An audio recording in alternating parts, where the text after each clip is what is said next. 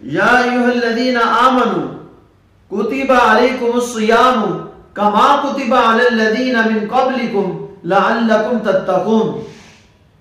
इस आयत मुबारका के अंदर जो रोजे का मकसद बयान किया गया वो तकवा है, अल्लाह से डरना है। और अल्लाह का डर क्या है? बहुत से आदमी इस बात को समझते नहीं है कि अल्लाह से डरने का मतलब क्या है। मतलब यह है कि अल्लाह ताला की फर्मा बरदारी में आ जाओ, नाफरमानी से बच जाओ। बहुत सी बातिल कुव्वतें जब हावी हो जाती हैं तो उनका मकसद क्या होता है कि ये हमारी बात को तस्लीम कर ले, हमारी बात को मान ले। डराने का मकसद यही होता है। तो जिसके अंदर अल्लाह का डर पैदा हो जाता है, अल्लाह का खौफ पैदा हो जाता है, उसे मुत्तकी कहा जाता है।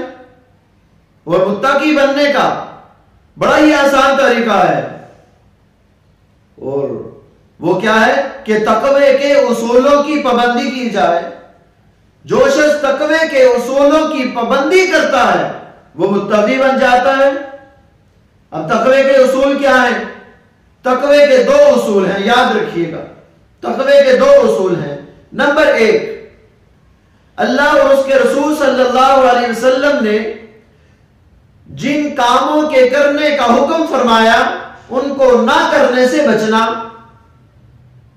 और तकवे का दूसरा उसूल, अल्लाह और उसके रसूल सल्लल्लाहु अलैहि वसल्लम ने जिन कामों के ना करने का हुक्म फरमाया है उनको करने से बचना। यह तकवे का दूसरा उसूल है।